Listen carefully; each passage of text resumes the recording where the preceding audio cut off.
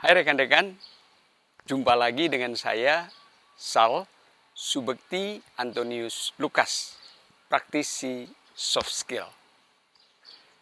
Kita tahu bahwa akan ada di 2030, mulai dari sana, yang namanya bonus demografi.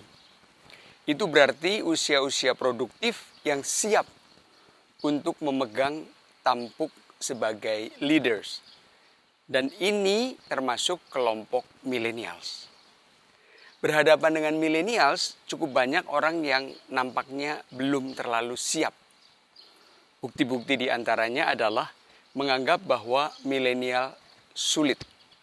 Milenial mudah ganti-ganti pekerjaan. Milenial mudah protes. Milenial menuntut berlebih. Itu beberapa contoh. Kalau kita lihat dalam semangat hidden strength, artinya kelebihan yang tersembunyi, apa-apa yang menjadi catatan itu sesungguhnya aneka peluang. Nah, bagaimana caranya agar kita bisa hidup bersama, berkinerja semakin optimal dengan terutama kaum millennials yang punya gaya seperti itu? Salah satu hal yang penting kita mulai adalah memakai kaidah yang disebut dengan rekening bank emosi. Itu seperti apa? Sangat berbeda dengan rekening bank pada umumnya.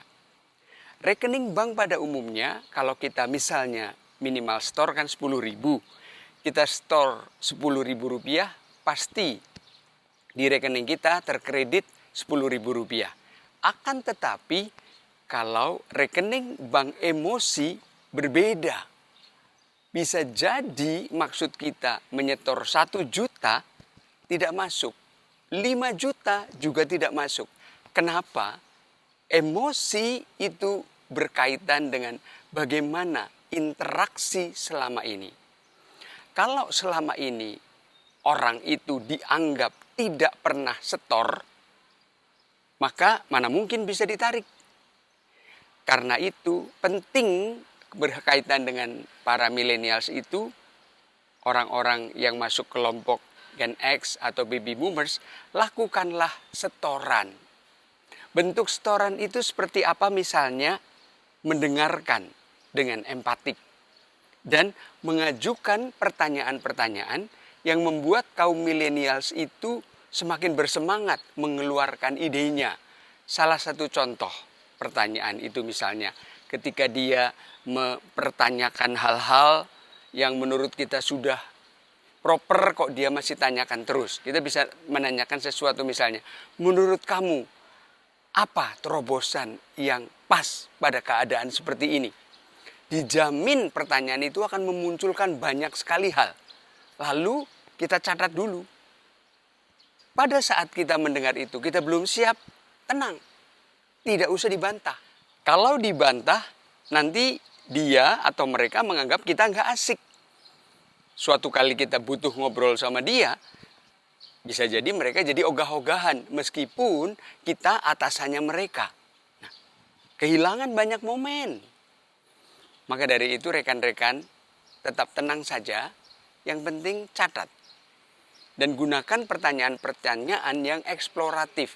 Artinya apa? Mencari tahu. Malah kita mendapatkan banyak sekali masukan-masukan yang positif, masukan-masukan yang perlu untuk kemajuan selanjutnya. Oke, rekan-rekan, silahkan tonton lagi video ini pelan-pelan. Perhatikan, simak, kalau perlu buat catatan, dan mulailah belajar untuk melakukannya. Kami siap juga dihubungi dan untuk berdiskusi selanjutnya. Begitu rekan-rekan, terima kasih. Saatnya mendengarkan suara hati.